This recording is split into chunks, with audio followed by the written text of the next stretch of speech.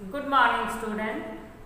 तो प्यारे बच्चों, आज मैं आपको अपठित गद्यांश इसके बारे में समझा रही हूँ। इसके लिए कोई क्लास नहीं है, ये 7th 8th 9th 10th किसी भी क्लास में आ सकता है, यानी आता भी है।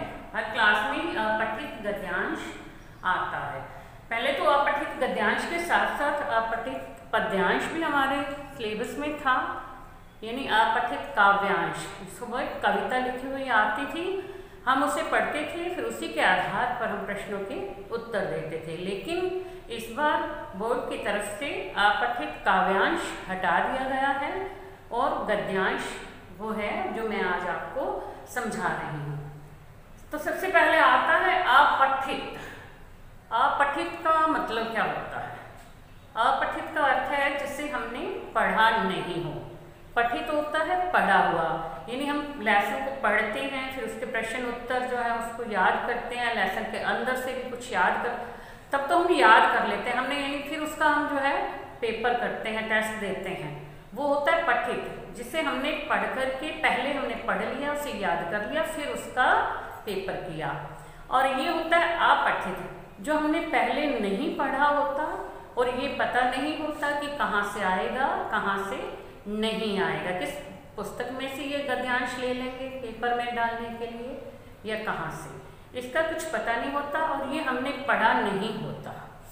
तो अपठित गद्यांश का क्या अर्थ हुआ? जिसे हमने पहले पढ़ा ना हो, वो होता है अपठित गद्यांश।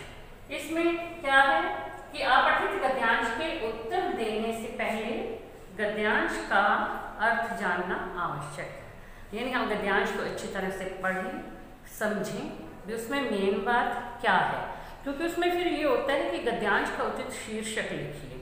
शीर्षक जैसे आप लिखते हो पाठ का नाम, तो हम यदि उससे पहले गद्यांश को अच्छी तरह से पढ़ लेंगे, समझ लेंगे, तब हम उसका उचित शीर्षक दे पाएंगे, यानी हम नाम लिख पाएंगे। यदि उसको भाव को समझेंगे तभी तो हम लिख पाएंगे, और यदि भाव ही नहीं समझ पाएंगे इसका अर्थ क्या है, मेन गद्यांश में क्या बताया गया है, यदि उसके बारे में पता नहीं चलेगा तो हम उसका उचित शीर्षक नहीं दे पाएंगे। फिर जो है शब्दों का अर्थ समझना भी जरूरी है।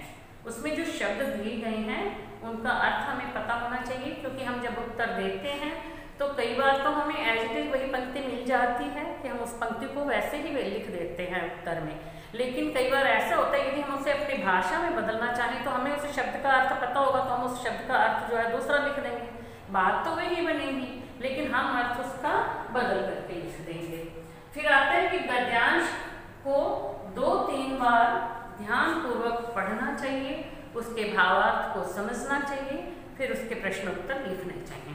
तो सबसे पहले यदि हम चाहें ना गद्यांश आ गया हमारे एग्जाम में अपठित गद्यांश, तो उसके जो प्रश्न उत्तर है हम सबसे पहले यदि उन्हीं प्रश्नों को पढ़ लेना तो हमें पता चल जाता है। हम पहले 2 बार यदि हम प्रश्न पढ़ लेते हैं सारे कि इसमें से कौन कौन से प्रश्न पूछे गए हैं, तो फिर हम जैसे ही गद्यांश को पढ़ना शुरू करते हैं तो हमारे माइंड में आ जाता है कि प्रश्न इसमें पूछा गया है, तो हम उसका उत्तर जो है उसको अंडरलाइन कर सकते हैं, मतलब हम उस पर निशान लगा सकते हैं कि ये इस प्रश्न का उत्तर होगा।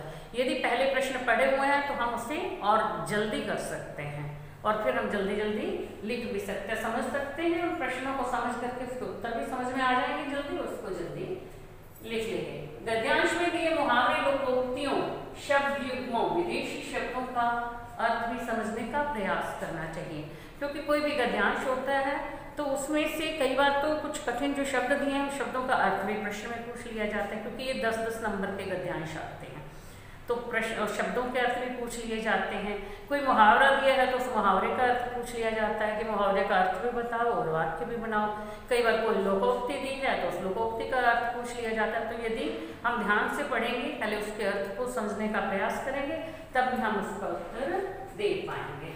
प्रश्नों के उत्तर गद्यांश के अनुसार अपने शब्दों में ही देने चाहिए, मतलब गद्यांश में से पढ़ लिया तो एज इट इज वही पंक्तियाँ नहीं लिखनी चाहिए, बल्कि उसको बदल करके अपनी भाषा में बना करके अपने शब्दों में बना करके लिखना चाहिए।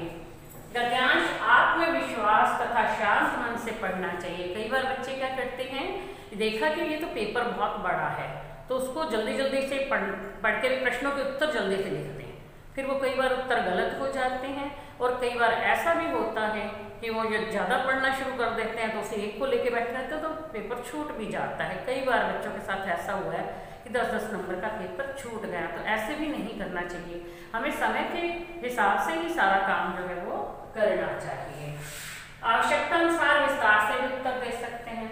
अब कोई उत्तर जो होता है 1-2 शब्दों में, 1-2 पंक्तियों में, और कुछ ऐसा भी आ जाता है कई बार भी उत्तर तो चाहे वो 1 नंबर का या 2 नंबर का ही है, लेकिन हम उसको थोड़ा बढ़ा करके भी दे सकते हैं, विस्तार से भी समझाना पड़ सकता है। तो कुछ प्रश्नों के उत्तर हम ऐसे भी दे सकते हैं। अब एक गद्यांश है, मैं वो आपको पढ़ के सुना रही हूँ और फिर हम उस गद्यांश में से जो प्रश्न है वो भी करेंगे। अब ये कि एक राजा के 2 लड़के थे, दोनों के स्वभाव में अंतर था, दोनों का स्वभाव अलग अलग था। इसलिए राजा ने अपने राज्य के 2 हिस्से करके एक एक हिस्सा दोनों बेटों को दे दिया। ठीक है। राजा के मरने के बाद पहले भाई ने, यानी 2 भाई थे ना, एक बड़ा या एक छोटा, हम ये कह सकते हैं कि पहला या दूसरा।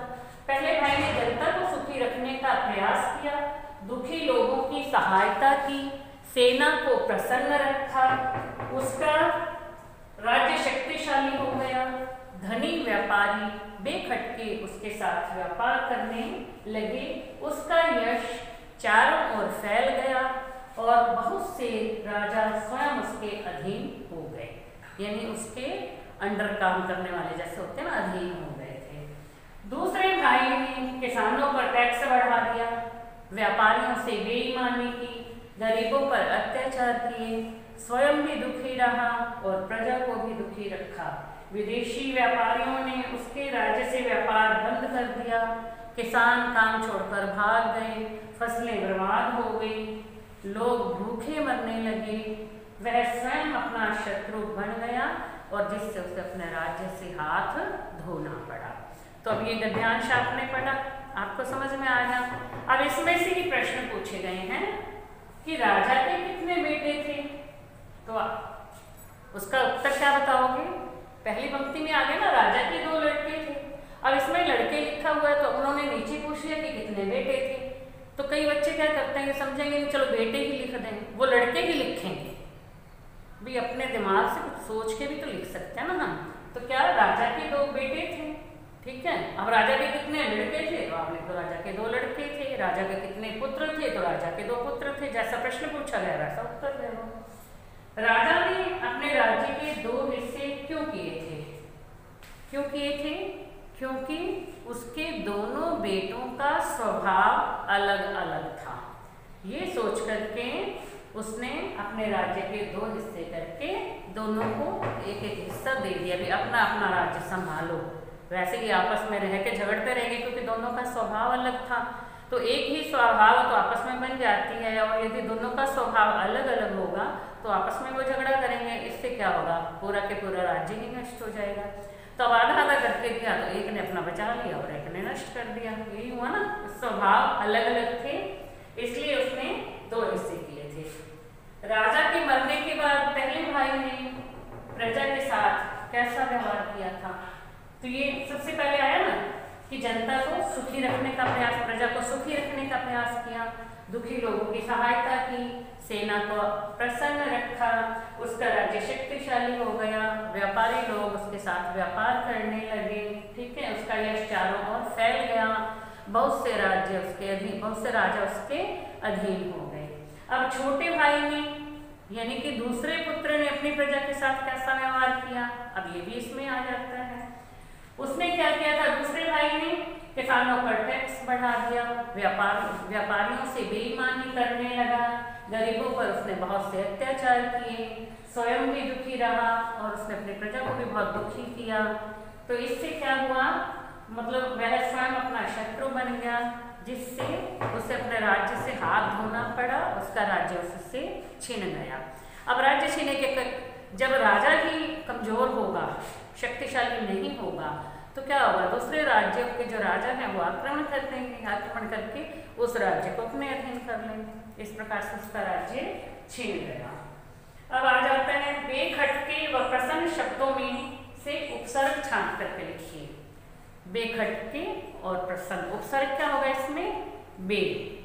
और ठीक है, और प्रसन्न में उपसर्ग क्या होगा? प्र।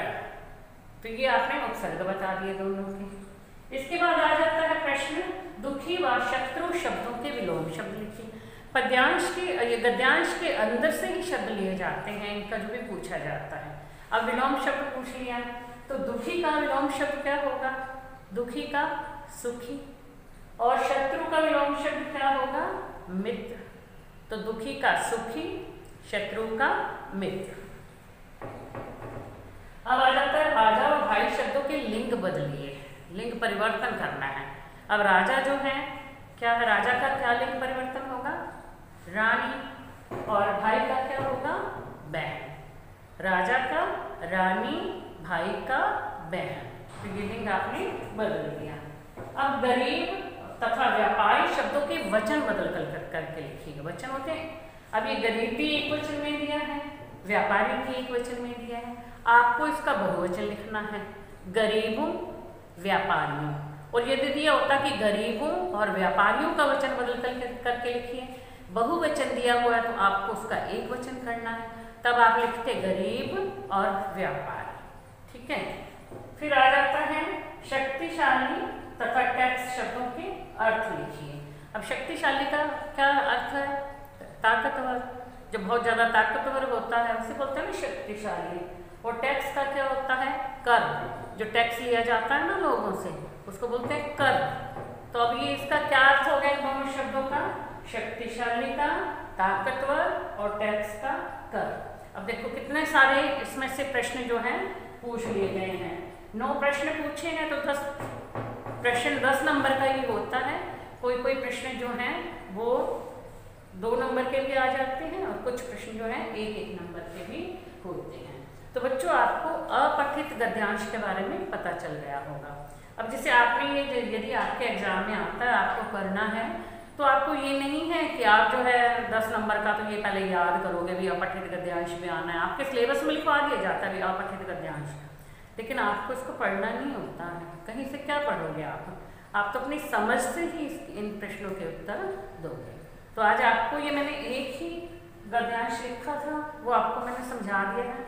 अब आप अपनी पुस्तक में से और भी गद्यांश पढ़ो और फिर उनके प्रश्न पढ़ के उनके उत्तर लिखने का प्रयास करो।